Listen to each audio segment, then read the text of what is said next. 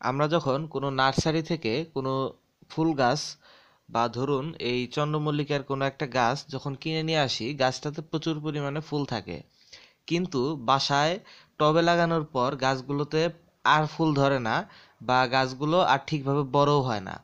এটা কি কারণে হয়, আর আমরা কি করলে আমাদের গাছগুলোতে সবসময় প্রচুর পরিমাণে ফুল ধরাতে পারবো? মানে এই গাছগুলোতে যেভাবে ফুল ধরছে আপনারা দেখছেন যে পাতার সংখ্যা আর ফুলের সংখ্যা প্রায় সমান সমান, এত ফুল ফুটছে। তো আসলে কি সিক্রেট আছে যেগুলো ফলো করলে আমরা এরকম ফুল ধরাতে পারবো, সেটা নিয়ে আজকে কথা বলবো। তো আজকে মূলত আপনার কয়েকটা বিষয় নিয়ে আমি কথা বলবো। এক নাম্বার হচ্ছে চন্দ্রমল্লিকা ফুল গাছ প্রপারলি ফুল ধরাতে গেলে আমাদের কি ধরনের টব ব্যবহার করতে হবে, তার টবের সাইজ। দ্বিতীয়ত হচ্ছে চন্দ্রমল্লিকার জন্য মাটি তৈরি। তৃতীয়ত এদের জন্য সার প্রয়োগ। গাছগুলোতে কি পরিমাণ সূর্যের আলো লাগে, সূর্যের আলোর প্রয়োজনীয়তা, এই গাছগুলোকে কিভাবে ঝোপালো করা যায় এবং এদের পানি কতটুকু লাগে, এই প্রত্যেকটা বিষয় আমি একে একে ক্লিয়ার করার চেষ্টা করছি। তো প্রথমে আসি টবের সাইজে। আমরা যদি চন্দ্রমল্লিকা গাছকে লং টাইমের জন্য লাগিয়ে রাখতে চাই, এই গাছগুলোর বৈশিষ্ট্য হচ্ছে এরা শীতে প্রচুর ফুল দেয় এবং সারা বছর এই গাছগুলোকে যদি আপনি প্রপার কেয়ার করতে পারেন তাহলে বাঁচিয়ে রাখতে পারবেন, এবং শীত ছাড়াও আপনি কম বেশি সারা বছর কিছু কিছু ফুল পেতে পারেন। তো এখন কথা হচ্ছে, সেক্ষেত্রে আমরা কি ধরনের টব ব্যবহার করব। যদি টবের আকৃতির কথা বলি, চন্দ্রমল্লিকার জন্য সর্বনিম্ন যে টব প্রেফার করা হয় সেটা হচ্ছে 6 ইঞ্চির টব। মানে আহ, আমরা যে ছোট প্লাস্টিকের গুলো যদি বলি, আমাদের হাতের যে পাঞ্জা, এই পাঞ্জার সমান হবে বা এর থেকে একটু ছোটও হতে পারে। তো যাই হোক, 6 ইঞ্চির একটা টব, এরকম একটা টবে আপনারা চন্দ্রমল্লিকা গাছ লাগাতে পারেন। তবে বেটার হচ্ছে 8 ইঞ্চির টবগুলো ব্যবহার করা। একটু বড় সাইজের টব ব্যবহার করলে গাছগুলো অনেক দিন সার্ভাইভ করতে পারে। তো দ্বিতীয়ত কথা আসে যে কি ধরনের মাটিতে চন্দ্রমল্লিকা খুব ভালোভাবে হয়। চন্দ্রমল্লিকা মূলত একটু পানি নিষ্কাশন ভালো হয় এরকম মাটিতে এই গাছটা সবচেয়ে ভালো হয়। আর পানি নিষ্কাশনের জন্য সবচেয়ে ভালো মাটি হচ্ছে বেলে মাটি।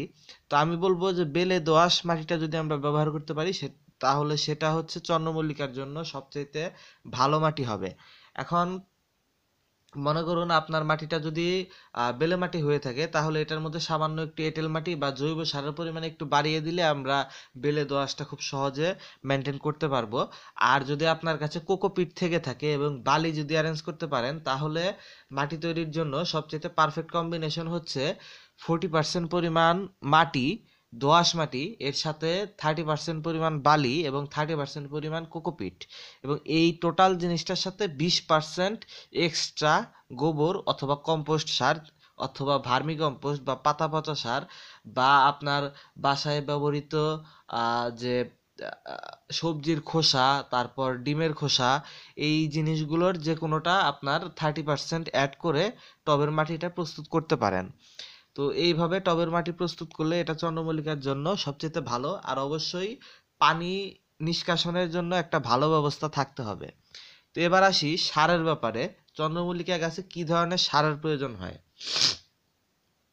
আমরা যদি সারের কথা বলি, তাহলে চন্দ্রমল্লিকাতে আমরা নাইট্রোজেন জাতীয় সার মানে ইউরিয়া জাতীয় সার দিতে পারবো না, কারণ ইউরিয়া যদি দেই সেক্ষেত্রে গাছটা আসলে বড় হয়ে যাবে। আসলে সারের ব্যাপারটা পুরোপুরি নির্ভর করে আপনি গাছের সাথে কি চাচ্ছেন আর কি।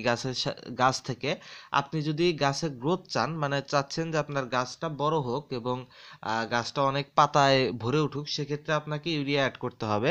যদি আপনি চান যে গাছটা হচ্ছে গিয়ে ফুল হোক, সেক্ষেত্রে আপনার ইউরিয়ার প্রয়োজন নেই। সেক্ষেত্রে আপনাকে দিতে হবে টিএসপি এবং এমপি, এই দুইটা সার। বা আপনি যদি কোনো মিশ্র সার ব্যবহার করেন সেটাও ব্যবহার করতে পারেন, বা কম্পোস্ট ব্যবহার করলে সেটা পানির মধ্যে গুলে সেটাও দিয়ে দিতে পারেন, বা মাটিতে খুঁচিয়েও দিয়ে দিতে পারেন। তো সার দেওয়াটা আসলে যেটা বললাম যে পুরোপুরি ডিপেন্ড করবে আপনার উপর। আপনি যদি চান যে গাছটা ঝোপালো হোক এবং পাতার পরিমাণ এখন আপনার বাড়ানো প্রয়োজন, কারণ গাছটা এখনো ছোট, আপনি বড় করে তারপর ফুল নেবেন, সেক্ষেত্রে গাছে ইউরিয়া যদি অ্যাড করেন বা আহ, জৈব সার যদি অ্যাড করেন, সেক্ষেত্রে গাছটা বড় হতে থাকবে। আর গাছকে ঝোপালো করার বুদ্ধি কি? গাছকে ঝোপালো করার বুদ্ধি হচ্ছে চন্দ্রমল্লিকাগুলোর আগাগুলো ভেঙে দেয়া। আগাগুলো আবার একেবারে শুধু আগার ডগাটা ভেঙে দেয়া না, আগার ডগা থেকে 2-3 ইঞ্চি নিচ পর্যন্ত অংশটুকু মানে একেবারে গাছটার প্রত্যেকটা ডালের শুরু থেকে 3 ইঞ্চি নিচ পর্যন্ত যে অংশটা, এই অংশটা পুরোপুরি ভেঙে দেয়া।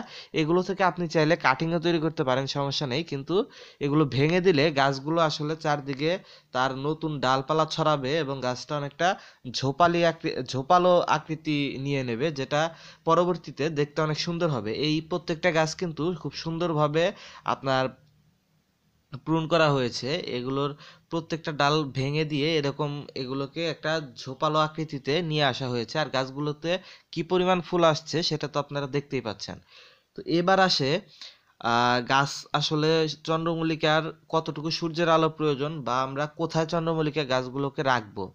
এখন এটা আসলে সময়ের উপর ডিপেন্ড করে। যদি শীতকাল হয়ে থাকে তাহলে ফুল সানলাইটে রাখবেন, মানে একেবারে ওপেন স্পেস ছাদের উপর কড়া রোদের মধ্যে রাখলে সবচেয়ে ভালো হয়। মানে শীতের সময় দিনে অন্ততপক্ষে 8-10 ঘন্টা আলো আপনার চন্দ্রমল্লিকার পারফেক্ট ফ্লাওয়ারিং এর জন্য সবচেয়ে বেটার। তো এখন কথা হচ্ছে গরমের সময় কি করবেন। গরমের সময় এদের যদি আপনি ফুল সানলাইটে রাখেন গাছগুলো নষ্ট হয়ে যাবে, পাতা পুড়ে যাবে এবং পাতাগুলো শুকিয়ে গাছ মারা যাবে। তো গরমের সময় গাছগুলোকে সারভাইভ করার জন্য আপনাকে পার্শিয়াল সানলাইট মানে কোনো শেডের নিচে রাখতে হবে, যেমন সানসেটের নিচে বা এমন কোনো স্থানে যেখানে দুপুরের সূর্যের আলোটা পড়ে না। সহজ কথা হচ্ছে এটা, আপনার সকালে অথবা সন্ধ্যার আগে বিকেলে আলো পড়লে গরমের সময় কোনো সমস্যা নেই, কিন্তু দুপুরের মানে দুপুর 12টা থেকে শুরু করে আপনার 4টা পর্যন্ত, এই 4 ঘন্টা বা 5টা পর্যন্ত 5 ঘন্টা যে সূর্যের কড়া রোদটা গরমের সময়, এটা যেন গাছের উপর না পড়ে, তাহলে গাছ নষ্ট হওয়ার সম্ভাবনা থাকে। তো এই হচ্ছে সূর্যের আলোর প্রয়োজনীয়তা। তারপর আর যে বিষয়টা থাকে সেটা হচ্ছে গাছে পানি কি পরিমাণে দিতে হবে। এখন চন্দ্রমল্লিকার গোড়ায় যদি পানি জমে সাথে সাথে গাছে ফাঙ্গাস হওয়ার সম্ভাবনা দেখা দেয়। এই জন্য আপনার কাছে যে ফাঙ্গিসাইড আছে সেটাই ব্যবহার করেন।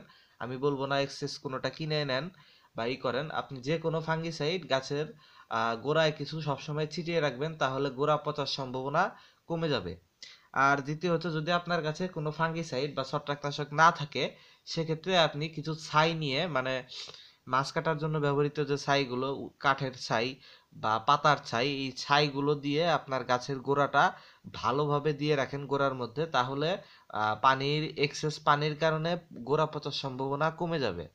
আর দ্বিতীয় হচ্ছে পানি নিষ্কাশনের কথা আগেই বললাম, পানি নিষ্কাশনের একটা ভালো ব্যবস্থা রাখবেন। আর পানি দেওয়ার প্রয়োজনটা হচ্ছে গাছের গোড়া যদি শুকিয়ে যায় তখন শুধু পানি দেবেন, মানে গোড়া আপনি কখনো স্যাঁতসেঁতে রাখবেন না, গোড়া রাখবেন ময়েশ্চার আছে মানে পানি আছে এটা বোঝা যাবে, কিন্তু কোনোভাবেই একেবারে লুমি সয়েল হবে না, মানে নরম হবে না। আপনি হাত দিয়ে যদি প্রেস করেন সেক্ষেত্রে কাদা উঠে আসবে না, কিন্তু মাটিতে আপনি ময়েশ্চার বুঝতে পারবেন। এইরকম একটা পর্যায়ে পানি রাখবেন। সেটা আপনি দিনে একবার দেন, 2বার দেন বা 2 দিনে একবার দেন, যেটা করেন সেটা আপনার ইচ্ছা, সেভাবে আপনি করতে পারবেন। তো এই ছিল আজকের ভিডিওতে। ভিডিওটা যদি ভালো লাগে অবশ্যই লাইক করবেন। আর চন্দ্রমল্লিকা এবং অন্যান্য সমস্ত শীতের ফুলের আমার নতুন নতুন ভিডিও পরপর প্রতিদিন আমি আপলোড করতে থাকবো। আপনারা যদি এই ব্যাপারে ইন্টারেস্টেড হন তাহলে অবশ্যই আমার চ্যানেলটা সাবস্ক্রাইব করে পাশে থাকবেন, তাহলে নতুন ভিডিওগুলো আসার সাথে সাথে আপনার কাছে নোটিফিকেশন চলে যাবে। আর ভিডিওটি ভালো লাগলে এবং আপনার কাছে এতটুকু উপকারী মনে হয়ে থাকলে অবশ্যই একটা লাইক করে যাবেন।